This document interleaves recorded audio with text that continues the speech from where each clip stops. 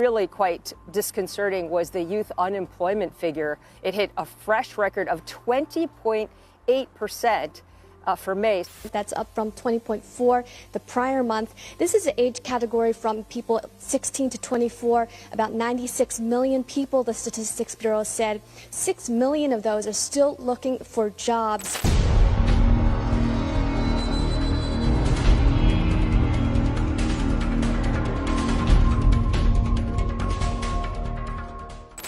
China is warning countries not to cut trade deals with the U.S. at its expense. Beijing has accused Washington of using tariffs as a bargaining chip.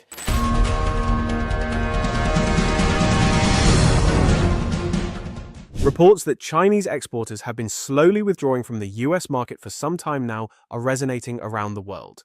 Headlines such as shutters closing, millions of jobs at stake are appearing more and more frequently on social media and in the press. But are the US tariffs really that strong, or are there already the foundations of a crisis in China's internal structure? All eyes are on the steps that Beijing will take and the social upheaval that this development could cause in China. Since the beginning of the trade war between the US and China, the possibility of a break or divergence was already being talked about. However, according to recent reports, the rate at which Chinese companies are closing their branches in the US has reached record levels. The American media claims that the recent tariffs have eroded profitability. Exporters are running out of profit margins, and some companies have chosen to pull out outright. Chinese media do not deny this, but emphasize that the tariffs will not permanently damage the system and that the government will protect workers and companies with support packages.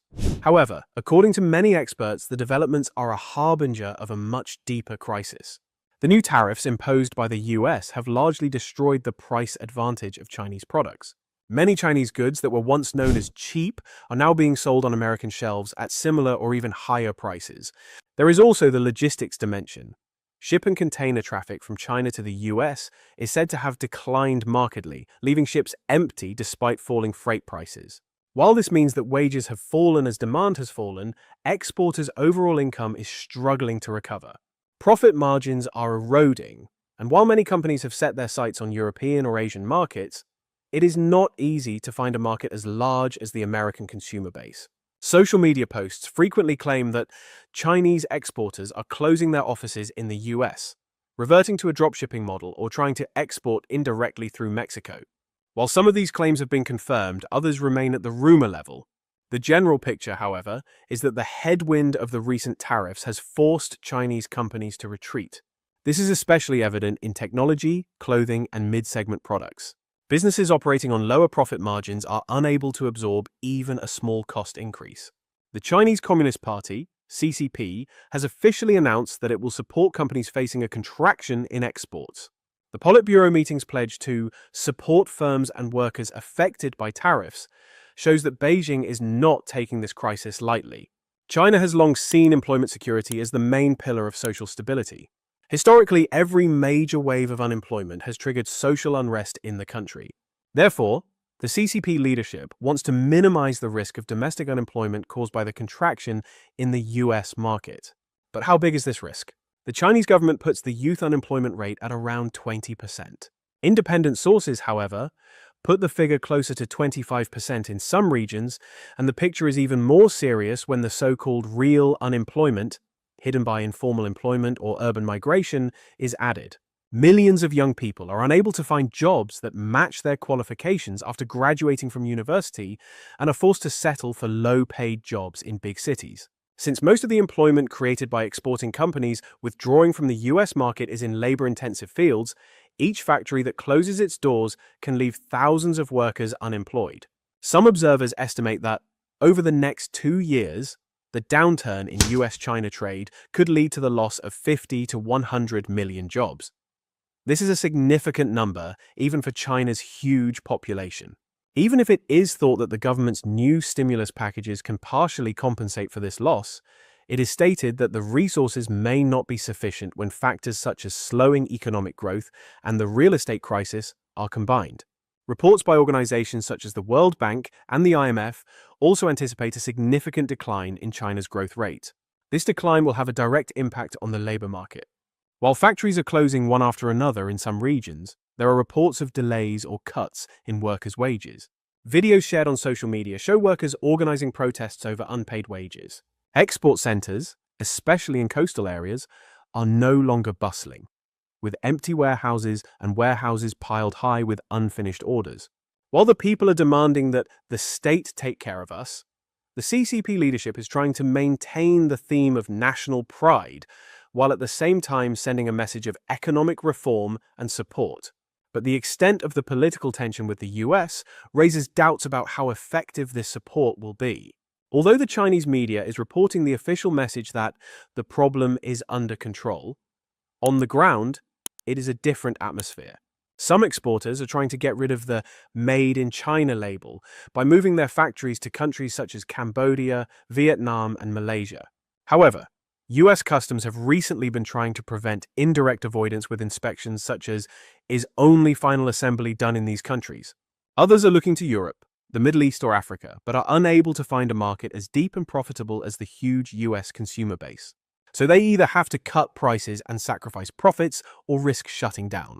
The sharp volatility in global shipping costs over the last few years was largely driven by demand on the China-US axis. Even if ship and container prices fall, now that that demand is shrinking, Chinese companies cannot take advantage of this situation because orders themselves are small. Freight rates may have fallen, but even if freight rates are low, US taxes undermine profitability.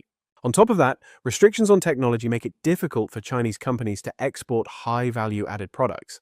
Not only labor-intensive sectors, but also medium and high-tech sectors tend to pull out of the US.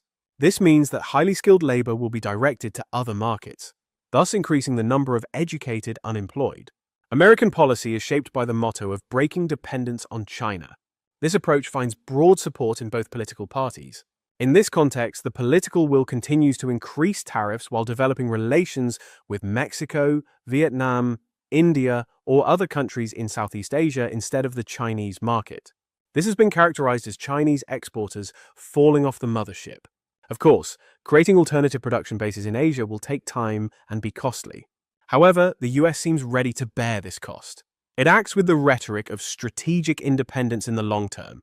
China, on the other hand, may struggle with factory closures, local wage protests, and public discontent.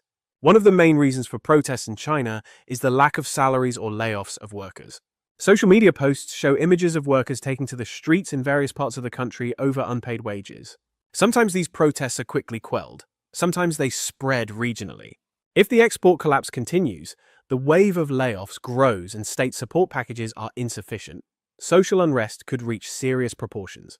Historically, the CCP leadership sees large labor protests as one of the most critical threats to the system. Therefore, the support promised by the Politburo is aimed at preventing the growth of such protests. China's labor force is not being fed by rapid industrialization and export growth as it was in the 2000s. Now there is a reverse process. Businesses are downsizing or going bankrupt, returning to agriculture or growing unemployment in the cities. According to official data, China's unemployment rate is around 5.6%. However, when informal and migrant workers are added, it is claimed that this rate is much higher, perhaps in the range of 12–15%. There is also youth unemployment in the range of 20–25%. These numbers were tolerable in the years when the growth rate was 7–8%. But today, with growth at 5% or below, it is not easy to create new jobs. Beijing is sending the message that we will go all the way in the fight against tariffs. However, the US is also determined on its own line. It is trying to attract companies fleeing China by offering customs facilitation, visa, and investment incentives. Investors say the exodus from China could accelerate, eventually leading to a dramatic reduction in local employment and tax revenues. It is doubtful whether China, whose economy is growing export-oriented, can achieve the same level of income in alternative places without the US market. The European market has its own problems, and although Asian and African markets are growing in population, their purchasing power is not as high as the US. The increasing tendency to close shutters seems to have hit middle-segment producers, especially in coastal cities. In the last 6 months, there has been a 20–30% decline in the number of containers going to the US, and companies in some sectors have closed their doors without being able to make deliveries, research shows. In images shared on social media, workshops in Shanghai or Guangdong that used to operate at full capacity are now empty, with crowds on the streets looking for work. Of course, it is debatable whether such images are generalizing, but the picture is big enough to worry Beijing. Beijing often talks about strengthening domestic consumption. Thus, it aims to compensate for the loss in the US market. But domestic consumption cannot fully revive due to the real estate crisis, high youth unemployment, and income inequalities. Projects such as investment in next-generation digital technologies and breakthroughs in artificial intelligence and green energy could pay off in the long term. But the immediate problem now is the closing factories and millions of unemployed. That's why the Politburo meeting announced new support packages, tax cuts, and social benefits. Still, given the depth of tensions with the US, only time will tell how far these solutions will go. While some officials say that China will not be plunged into a major economic crisis and that scenarios of mass bankruptcy are exaggerated, some independent experts emphasize that an export shock of historic proportions is at the door, because the cheap labor advantage of the young population has also eroded in recent years. While exports were struggling when wages were rising, now that wage growth has come to a standstill and production capacity is shrinking due to US tariffs, it creates a double squeeze. Those who put this picture into numbers and calculate the unemployment potential say that even a loss of 100 million jobs could be an optimistic scenario, maybe even more. If there is no diplomatic détente between the US and China, there is talk that tariffs could get tougher and restrictions on technology could expand.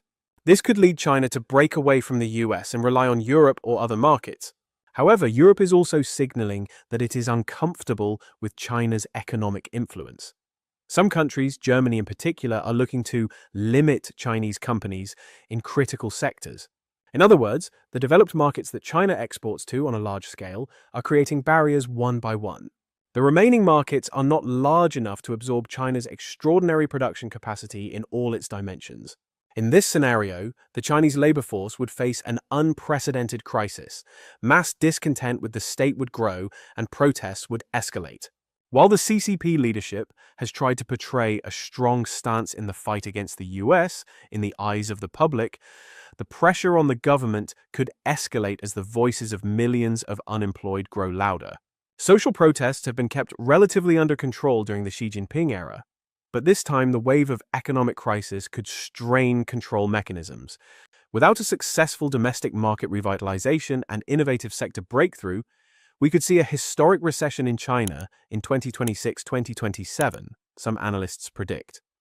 Chinese workers and business owners may adopt a strategy of waiting it out, saying, "This too shall pass."